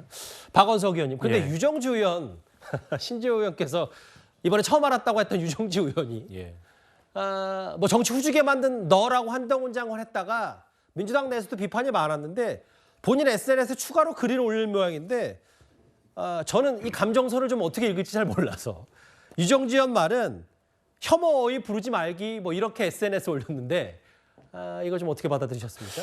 아니 이게 이제 해명인지 사과인지 변명인지 잘 모르겠는데요. 저도 아까 기사가 나서 그 SNS 글을 봤는데 저도 무슨 말을 하는지 사실 잘 모르겠어요. 그러니까 본인의 진인이 이거였다 뭐 이런 얘기인 것 같은데 그러면서 또 한동훈 장관을 지지하는 분들에 대해서 훈계도 하고 또 본인이 이제 그 한동훈 장관에서 너라고 불러놓고 이제 혐오 어휘로 부르지 말기 이런 말도 쓰고 해서 종잡을 수가 없는데요. 어찌 됐건 간에 지금 이제 저분들의 공통된 저기 화면에 나와 있는 분들의 저렇게 공통된 거친 언어가 나오는 배경이 팬덤이 반응을 하기 때문에 그렇습니다. 뭐 한동훈 장관이라는 유명인을 때려서 그 반사이익을 보려는 것도 있지만 저렇게 거친 얘기로 한동훈 장관을 비난하면 팬덤이 열광하거든요.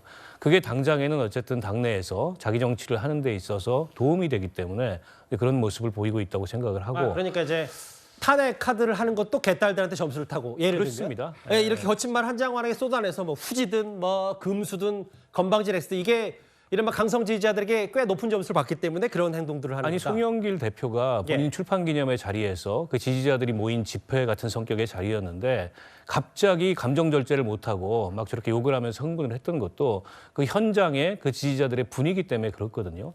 근데 이제 다선 중진이고 당대표까지 하셨던 분이면은 그런 상황에서도 감정을 컨트롤할 수 있어야 되는데 그걸 못하는 거죠. 그런데다가 더해서 지금 일부 이제 비례대표 의원들도 저기에는 유정주 의원은 아마 비례대표 의원이신 것 같아요. 맞아요. 그러니까 비례대표 의원이면은 이제 다음 총선에 지역구도 찾아야 되고 또 지역구에서 공천도 받아야 되고 여러 가지 넘어야 될 허들이 있지 않습니까? 그럴수록 강성 지지층의 또 지지, 반응, 결집 이런 것들이 중요한데 지금 민주당 강성 지지층의 코드를 가장 정확하게 건드려준 거는 한동훈 때리기입니다. 그런 점에서 이제 저런 의원들의 어떻게 보면 좀 의도된 발언이 나오는 게 아닌가 싶어요. 혐오 어휘 금지 약속해요라고 본인이 얘기를 하면서 또 유정주 의원이 저렇게 올렸는데 일단 알겠습니다. 뭐 욕설 챌린지 혹은 그 탄핵 챌린지 아니냐 한동훈 장관의 반응 얘기까지 탄핵 카드 남발에 대한 여러 지적 목소리를 저희가 또 다른 상위권 뉴스에서 준비했습니다. 다음 주에는 송영길 전 대표 얘기가 나왔으니까 다음 주에 좀 자연스럽게 이어갈 수 있을 것 같습니다.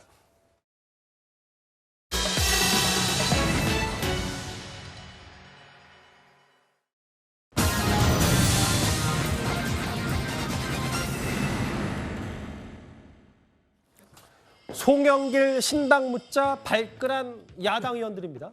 이른바 조추송. 특히 이제 조국 전 장관과 송영길 전 대표 등 민주당의 원외 인사들이 뭐 비례신당 얘기를 좀 하나둘씩 꺼내는 시점에 공교롭게도 민주당 의원들이 오늘 위성정당 방지법을 당론으로 추진하자 이런 목소리를 내놨습니다. 그런데 오늘 이 과정에서 이런 일이 있었습니다. 제 개인의 당이 아니라 어찌됐건 새로운 이 47석의 비례대표의 개혁적이고 정말 이 검찰 독재와 제대로 싸울 수 있는 그런 정당, 민주당을 견인할 수 있는 정당이 필요하다고 생각합니다. 조국 장관도 얼마나 억울하겠습니까? 뭐 모든 가능성을 열어놓고 고민하고 있습니다.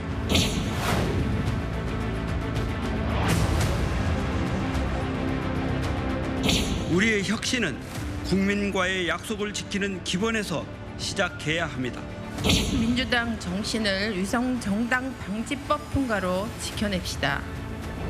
현안과 연관이 있는데 송영길은 대표가 아이고 이런 얘기 하지 말자고 지금 그러시는 예, 계속 또 기회를 만들겠습니다. 그렇게 연결해서 엉뚱하게 가는 일을 김정은 의원은 하지 않았으면 좋겠습니다. 헌상이 나와 있는 걸 저희가 질문하는 걸 하지 말라고 하시면 안 돼요. 아니요, 질문을 하지 말라는 게 아니고 해석을 그렇게 하지 말아주세요. 저희가 질문을 그렇게 할 수 있고 해석도 그렇게 할 수 있는 거죠. 네, 맞습니다. 아니죠. 맞습니다. 아니, 우리 의도는 민주당의 대표를 하셨던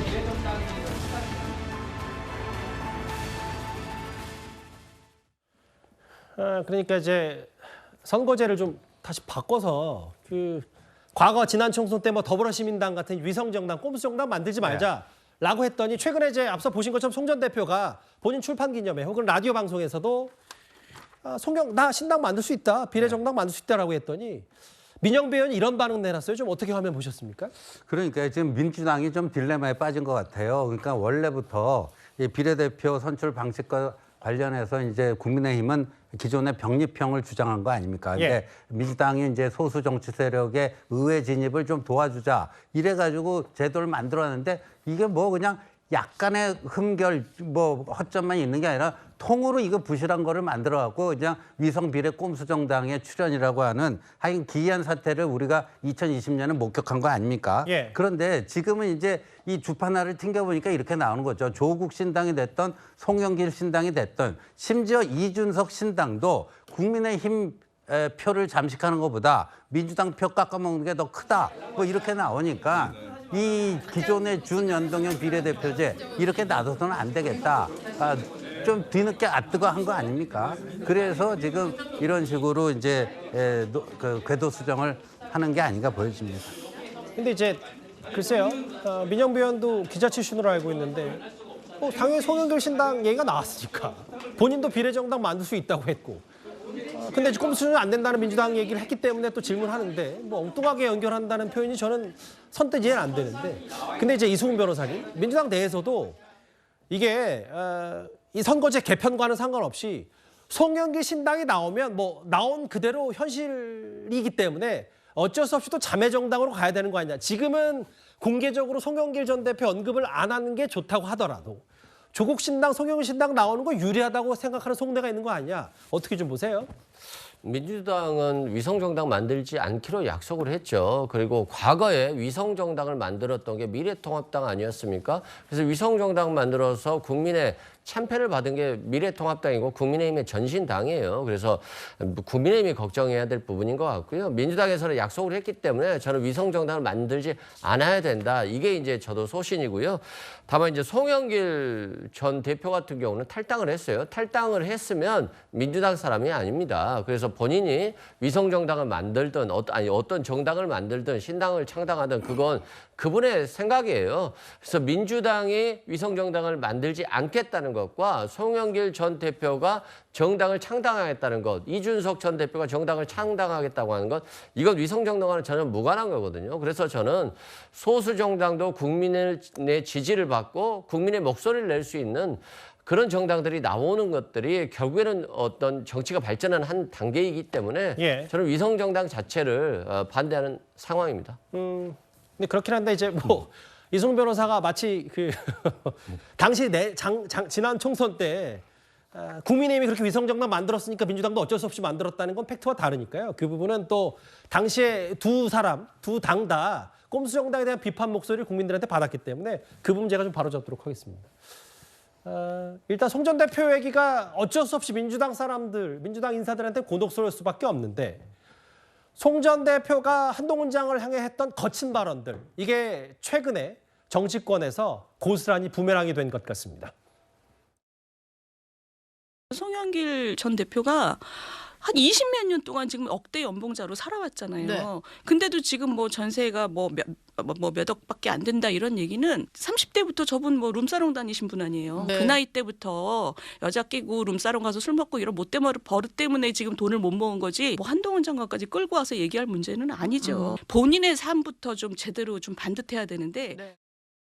꼰대라는 말을 좀 붙이는 것도 부적절할 수 있겠다라는, 그냥 인간이 좀 덜 되는 거 아닌가 하는 생각이 들 정도였거든요. 꼰대 중에도 저 정도로 이렇게 욕설 하시는 분 또 흔치 않잖아요. 상당히 씁쓸합니다. 야, 이제 거친 말을 하니까 거친 말이 그대로 들어왔어요. 윤희숙 의원은 몇십 년 억대 연봉자가 한동훈 장관 지적하냐라고 했고, 류호정 의원 청년 정치는 아예 인간이 좀 덜 된 것 같다는 표현까지 썼는데, 서정욱 변호사님 어떻게 좀 보셨습니까? 저 목소리들을? 저는 이제 욕설하고요. 그다음에 재산 문제를 나눠보면 욕설은 이제 이거 어린 X라고 했잖아요. 근데 586의 인식이 잘못된 게 유시민 씨 있잖아요. 이분에게 60 넘으면 내가 썩는다 그랬어요. 그다음에 정동영 대표는요. 아예 어르신들은 투표하지 말고 쉬라고 했습니다. 그다음에 김은경 위원장은요. 남아있는 수명만큼 투표권을 차별하자. 이런 식으로 60 넘으면 노인이라고 비하하고 그다음에 50이 안 되면 어린 X라고 비하하고 그럼 이게 우리나라는 586밖에 없습니까? 아니 60 넘으면 노인이라고. 저는 이게 이렇게 말하는 자체가 세대별로 말이 안 되고 그리고 이게 이준석 대표는 85년생이에요.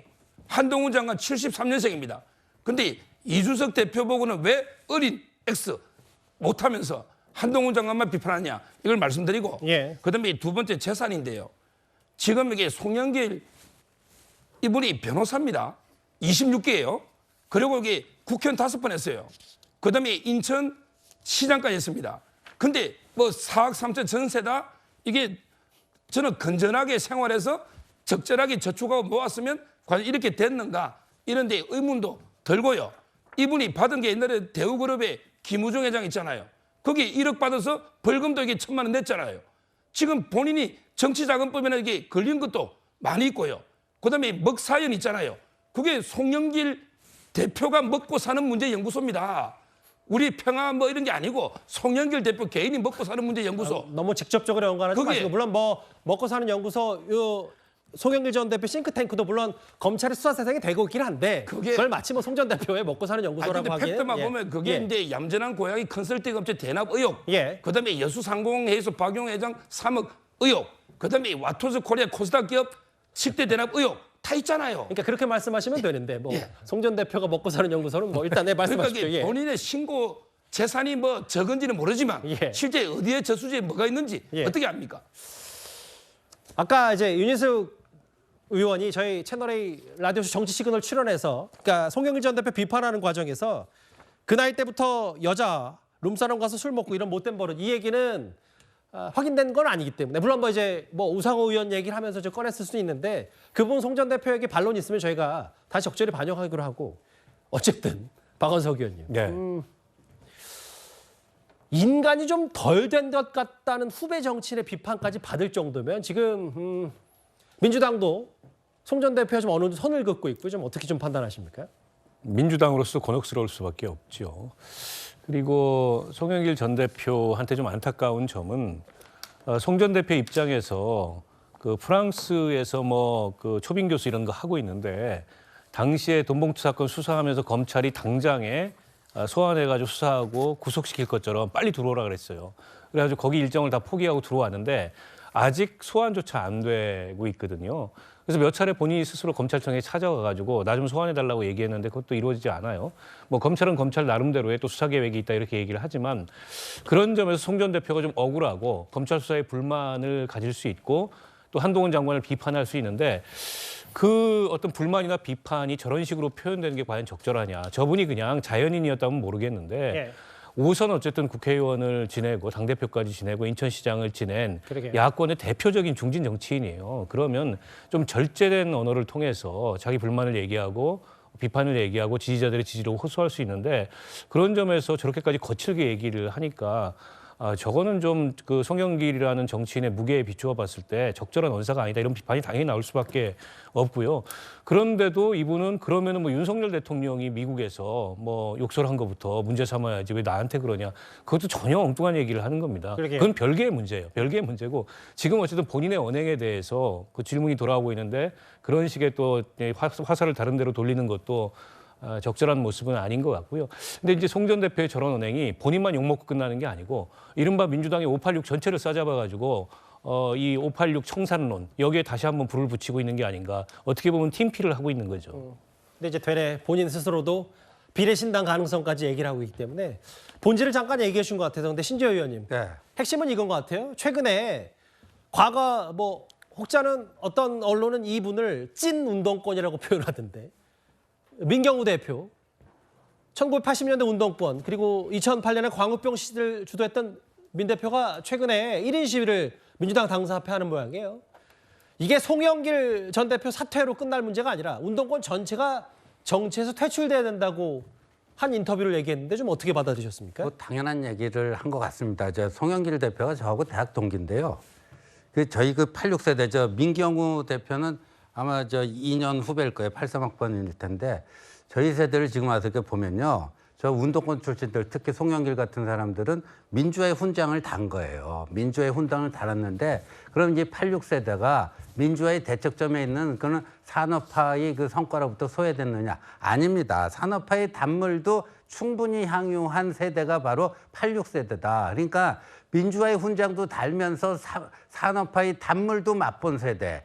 이게 이제 86세대고 저는 저희 86세대가 1948년 대한민국 출범 이래 가장 혜택받은 세대다 이렇게 아하. 봅니다. 예. 최근에 이제 이렇게 취업난으로 고생하는 청년 세대들 보면 정말 좀 가슴이 먹먹해지는 그러니까 얼마나 그 혜택받았는지를 조금이라도 그런 역사의식이 있다면은 저런 행동이 도저히 나올 수가 없는데 막 그냥 거침없이 저러고 있어요. 그래서 제가 가만히 보니까요. 송영길 전 대표가 좀 이렇게 개선의 기미는 보이기는 쉽지 않을 것 같고요. 송영길의 역할은 뭐냐면 저렇게 뭔가 그 기행과 거친 말로 인해서 이 집단은 빨리 역사적으로 물러나야 되겠다는 여론을 촉발시키는 그런 점에 이제 송영길의 역할이 있지 않나 생각합니다. 전 몰랐는데 송 전 대표하고 같이 대학 동기셨군요. 알겠습니다. 그 운동권 척결론을 불러일으켰던 송 전 대표 얘기와 이른바 송영길 신당에 대해서 즉답을 피했던 민주당 일부 의원들 얘기까지 저희가 정리해봤습니다. 다음 주에는 이재명 대표 재판 얘기입니다.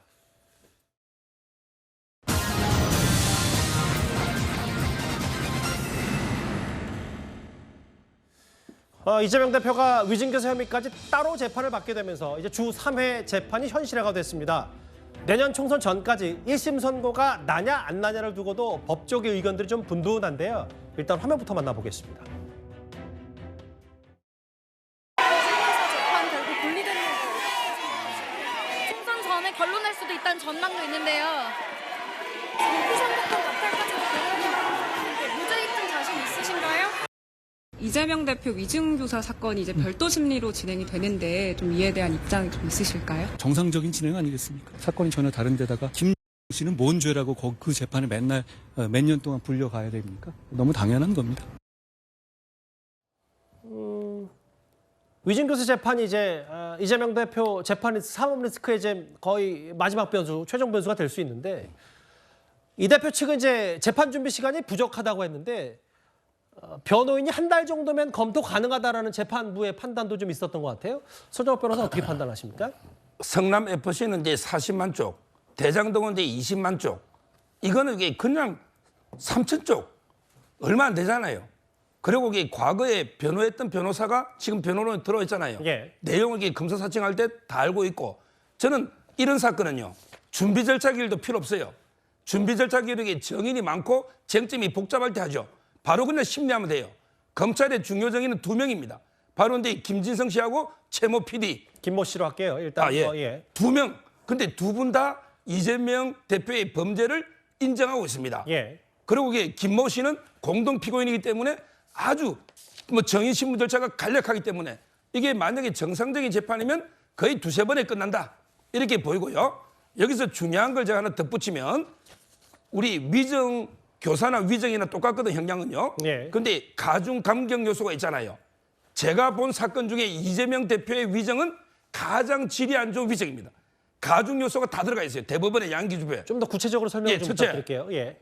범죄가 중대하냐 안 하냐. 예. 살인 사건의 위정하고 절도 사건의 위정하고 다르죠. 살인 사건의 위정하가 사람이 죽으면 어떡합니까? 범죄가 중대한데 이거는 경기도지사 선거 당락이 왔다 갔다 하니까 일단 이게 위정한 범죄가 중대하냐 안 하냐. 예. 중대하죠. 자, 두 번째, 결과에 영향을 주냐 안 주냐. 이 위정 안 했으면 과연 이게 이재명 대표가 무죄 받을 수 있었을까요? 당시에? 예. 저는 이게 결정적인 영향을 줬다. 이게 가중 요소고. 가장 중요한 가중 요소는 바로 이게 대가를 주냐, 아니면 이게 지휘감도가 있느냐. 이 김모 씨가 백현동 사업을 김인섭 씨하고 하면서 대가를 50% 받기로 하고 그 외에 또 알선 수재 납품도 하고 그러니까 이제 경기도지사 지휘감독 내지 결정적인 영향을 주니까 어쩔 수 없이 이게 위정한 거 아닙니까?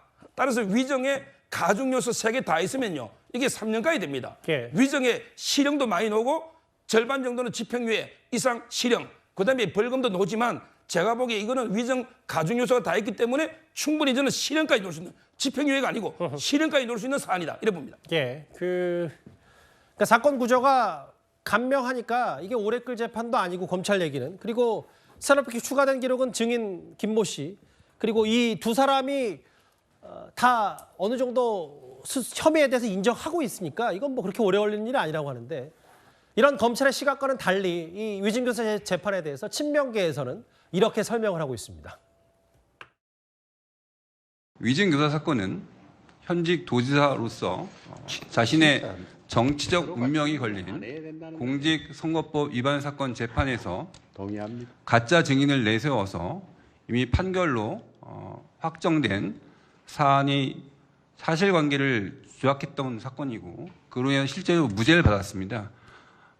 저도 수사를 진행하면서 위증 사건을 많이 담당해 보긴 했지만 이처럼 중대한 사안은 처음입니다. 불가능하다고 생각합니다. 법원에서 뭐 통상적인 절차로 한다고 하면은 보통 한 3-4주에 잡고요. 그다음에 뭐 연말 연초는 법원 또 재판이 없지 않습니까? 법원 또 인사도 있을 것이고 바로 뭐 3월 한 20일 전후에서 후보 등록하게 되는데 뭐 그 안에 어떻게 재판할 수 있겠습니까? 몇 번? 검찰 증인신문 해야 될 것이고 또 변호인 측 또 피고인 측 증인신문 해야 될 것이고 그렇다고 보면 쉽지 않겠죠. 서정욱 변호사 말씀은 아까 이 얘기, 그러니까 최종적으로 무죄가 나왔지만 당시 위증을 제대로 하지 않았으면, 위증하지 않았으면 이 재판 최종 무죄 나왔을 가능성도 없다, 뭐 이런 말씀을 좀 하신 것 같은데, 다음 화면을 보겠습니다. 일단은 별도로 재판이 진행되고 검찰은 녹취록도 갖고 있고 증인 김모 씨가 지금 자백을 한 상태이기 때문에. 근데 내년 4월 10일까지 22대 총선, 내년 총선 전까지는 쉽지 않다는 의견이 조금 더 많은 것 같기도 하고. 이수근 변호사님, 2주간 휴정하고 내년 2월 법관 정기 인사, 재판부 자체적인 사유 때문에 1심 전까지 늦는데 문제는 사건 구조가 간명하다는 게 지금 민주당의 부담일 수도 있겠어요. 저는 이게 민주당의 부담인지 국민의힘의 부담인지 모르겠어요. 아니 1년 6개월 동안 그렇게 수사를 했는데 꼭 추석 밥상에 올리려고 영장을 그때 친 거잖아요. 좀 빨리 쳐가지고 결과를 보시지 왜 그렇게 정치적으로 총선에 이용하려고 하는지 검찰 수사를 이해할 수가 없고요. 이번에도 마찬가지예요. 총선 전에 위증 교사 사건으로 어떻게 해서 1심 판결 내보려고 지금 병합을 거부하고 병합 안 되게끔 해달라고 그렇게 법원에 독촉을 한 것 같은데 그 결과가 중요한 게 아니라요. 그렇게 이재명 대표에 대한 수사를 잘하고 싶으면 빨리 기소를 하시지. 왜 그렇게 지금까지 끌다가 이렇게 늦었는지 저는 그것부터 의문을 제기하고요. 이 총선이라고 하는 건 국민들께 실력으로 승부를 해야 됩니다. 경제에 있어서 모든 분야에 있어서 윤석열 정부가 국민을 잘 좋은 삶으로 이끌어간다. 이런 모습들을 보여야 되는 것이지. 언제까지 1년 6개월 내내 야당 대표 수사 가지고 이거 총선 전략으로 쓰고 추석 밥상에 올리고 그리고 총선 전에 또 올려서 1심 판결 선고받겠다. 이런 전략만 가지고 있기 때문에 저는 국민의힘이 심판받은 거다라고 생각하고요. 이것 또한 이재명 대표의 이 재판 또한 총선 전략으로 사용한다라고 한다면 본인들의 의사와 다른 결과가 나올 것이다. 저는 이렇게 생각합니다. 이 재판을 상당히 정치적인 기소, 뭐 정치적 재판 이렇게 보시는데 서장욱 변호사님. 근데 뭐 제가 모든 변호사들 다 물어본 건 아닌데 아무래도 이제 휴정도 하고 겨울방학 같은 휴정도 하고 법관 정기 인사 때문에 물론 뭐 1심에서 유죄가 나올 가능성이 꽤 높다. 다만 그게 총선 이후에 나오고 정치적 타격은 있겠지만 피선거권까지 박탈되고 의원직 상실까지 가려면 꽤 시간이 많이 걸린다. 시점에 대해서 좀 어떻게 생각하세요? 지금 이제 그 이재명 대표 측이요. 제가 보기에 재판 지연을 위해서 쓴 전략이에요. 진짜 이게 제가 쓸 수 있는 방법 다 쓴 것 같아요. 제가 6가지 이름만 말해보면요. 자, 첫째는 이게 방탄 단식을 통해서 시간 끌었죠. 그다음에 두 번째, 쓸데없는 정의를 다 신청하는 거예요. 선거법의 정인이 50명입니다. 50명을 받아주는 것도 문제지만 이게 다수의 정의 신청으로 끌었죠. 공직선거법법 재판 말씀하시는 거예요? 예. 그다음에 세 번째, 국회 일정을 핑계로 국감이라든지 또 이게 세 번째 끌었죠. 그다음에 네 번째, 무단으로 이게 2번 안 가면 또 봐줍니다. 무단으로 불출석해서 끌었죠. 4개. 그다음에 앞으로 이게 이화영 측이 잘 쓴 최후의 수단이 저는 이재명 측이 2개가 또 남아 있어요. 어떤 겁니까? 바로 근데 그 변호인 교체 전략. 변호사가 이게 이화영 측이 변호사를 몇 번 바꿨습니까? 이화영 전 부지사 말씀하시는 그걸 이게 이재명 측이고 변호인 교체. 그다음에 하다 안 되면 재판부 기피 신청합니다. 기피 신청. 그러면 이게 또 몇 달 끄는 거예요. 저는 이런 식으로 어떻게든 기상천외한 방법, 법이 허용한 법꾸라지처럼 모든 걸 동원해서 시간을 끌 건데 중요한 거는 판사의 의지입니다. 그래도 이게 판사가 신속하게 국민의 알 권리를 해서 빨리 종결해야 되겠다. 이러면요. 어떻게든 이게 막을 수가 있는데 문제는 판사도 그 전략에 그냥 동조하거나 묵인하거나 방조하는 이런 게 있어요. 지금 판사 그 결정문 중에 분리할 때 보면 선고는 나중에 또 합칠지도 모르겠다. 이렇게 또 도망갈 수 있는 구멍도 만들어 놨고요. 재판부가 이제 위증교사 1심 선고, 물론 뭐 재판은 따로 하더라도 선고를 대장동, 백현동과 같이 해서 할 수 있다라는 취지의 얘기를 하긴 했어요. 그 말씀하시는 거죠? 그리고 이게 강규태 34부는 선거법은 지금도 이게 2주마다 잡고 있고요. 계속 이러고 있잖아요. 따라서는 판사가 단호하게 원칙대로 하면 총선 전에 끝나는데 이제까지 판사의 진행이나 이재명 측의 지연을 보면 제 개인적인 생각은 총선 전에 좀 어렵지 않을까 이런 게 우려가 됩니다. 그러니까 이제 말씀하셨던 뭐 이재명 대표 측이 정말 변호사를 교체할지 아니면 재판 기피 신청할 수는 알 수 없어요. 다만 이제 서 변호사 이제 개인적인 시각으로 그만큼 재판 전략을 지연 전략을 쓰고 있다라는 취지의 얘기까지 제가 순화해서 짧게 정리를 해봤습니다. 알겠습니다. 정치권 이슈 후 이재명 대표 재판 리스크까지 만나봤다면요. 오늘 국회에서 이런 일이 있었습니다.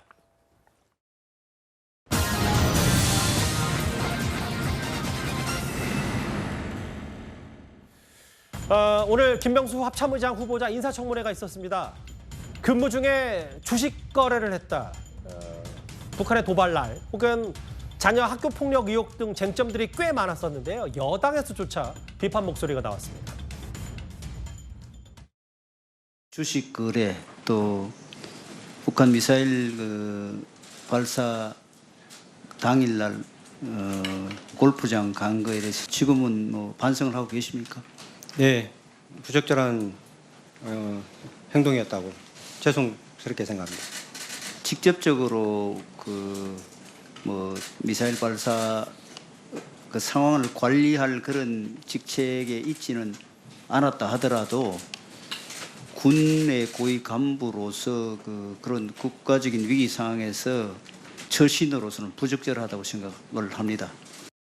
지도자나 또는 청문회 후보자 중에 가장 중요한 덕목은 거짓말을 하지 않는 건데 여기에서 보면은 인사검증단에서는 여러 번 질문을 했었는데 본인은 몰랐다라고 답변을 했는데 어떻게 모르죠? 그 당시에 학폭이라든가 이런 거를 물었을 때 저희 가족들도 학폭이라고 인지를 못하고 있다 보니까 저한테 그 학폭이라는 얘기를 안 했고 그런 게 없었다고 판단해서 저도 없다고 얘기를 했습니다. 북한의 도발날 골프 쳤다. 주식 거래 의혹도 있고 주식 거래 그 규모도 꽤 많은 것 같고 박원석 의원님 합참의장 후보자 청문회 좀 어떻게 보셨어요? 아니 우리 군의 최고위직 아닙니까? 우리 안보의 최고위직이라고 볼 수도 있는데요. 그 후보자인 분이 북이 어쨌든 미사일 도발을 한 날 골프장을 이용하고 주식 거래를 했다. 이거 어떻게 납득을 할 수가 있죠? 그래서 저분은 뭐 이게 이제 청문회가 뭐 인준 대상은 아닙니다만 부적격 인사인 것 같아요. 딸 학폭 문제는 오히려 좀 다릅니다. 또 이제 2012년이면 그 당시 학폭 문제가 그렇게 민감하지 않았을 때고 지금처럼 그리고 이제 그 처분을 받았던 게 뭐 서면으로 사과하는 정도의 처분을 받았기 때문에 그에 대한 본인의 경각심이 낮아서 인사검증 단계에서 제대로 답변을 안 할 수 있는데 저는 오히려 북이 도발하는 순간에 뭐 골프 치고 주식 거래했다. 그리고 본인이 이제 변명하는 거 보면 그 시간은 골프장을 갔던 시간은 도발이 시작되기 전이나 도발이 끝난 다음이다. 아니 도발이 있었는데 아무리 끝난 다음이라고 하더라도 군의 그런 고위직 간부가 골프장 가서 골프 칠 상황은 아니죠. 그리고 근무 시간 중에 그렇게 주식 거래를 빈번하게 할 상황도 아니고 저는 글쎄요. 뭐 청문회 결과 보고서가 어떻게 채택될지 모르지만은 제가 보는 시각에서는 부적격 인사라고 보입니다. 오늘 꽤 여당에서조차 비판 목소리가 나왔던 합참의장 후보자 김병수 후보자 얘기였습니다. 지금까지 들은 여러분들의 목소리를 만나볼 차례입니다. 첫 번째 댓글입니다. 김장철의 김장연대가 집중 타겟이 됐다고 하셨고요.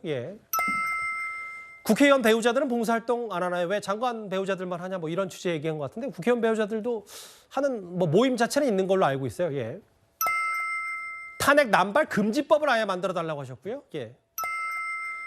막말하는 송영길 전 대표라 받아치는 한동훈 장관이라 누가 좀 말려줘요라고 하셨습니다. 마지막 보겠습니다. 진짜 민주투사는 성실하게 살고 있다. 송영길 전 대표 비판하신 것 같아요. 댓글 5개 모두 감사드리고요. 다음 주에는 사건 사고 바로 이 인물 얘기로 가보겠습니다.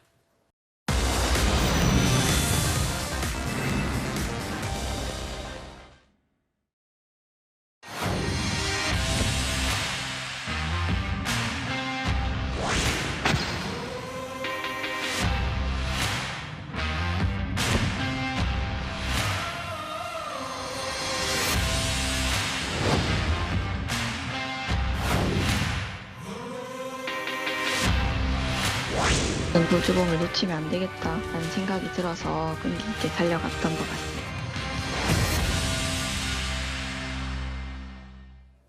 허주연 변호사입니다. 도망가다가 이제 지쳐서 멈춘 건데 왜 도망친 겁니까? 길 가다가 조화가 예뻐서 훔쳐서 달아나다가 마트 직원과 경찰의 추격전 앞에 결국 무릎을 꿇은 이 절도범 모습을 보신 건데요. 그런데 뭐 우발적인 범행이었다는 것을 강조하고 싶은 모양인데 생계형 범죄도 아니고 예뻐서 4,000원짜리 조화를 훔친 사람은요. 좋아 보여서 4천만 원짜리도 훔칠 수 있는 인물이 아닌가 하는 생각이 듭니다. 저렇게 도망가다가 경찰이 쫓아오니까 바로 꼬리를 내렸는데 참. 조화 4천 원 때문에 이런 일이 벌어졌고요. 저희가 부산에서 있었던 얘기까지 길지 않게 11호 만나봤습니다. 수요일 뉴스탑10 준비한 소식은 여기까지입니다. 곧바로 뉴스데이가 이어지니까요. 많은 시청 바랍니다. 여러분 고맙습니다.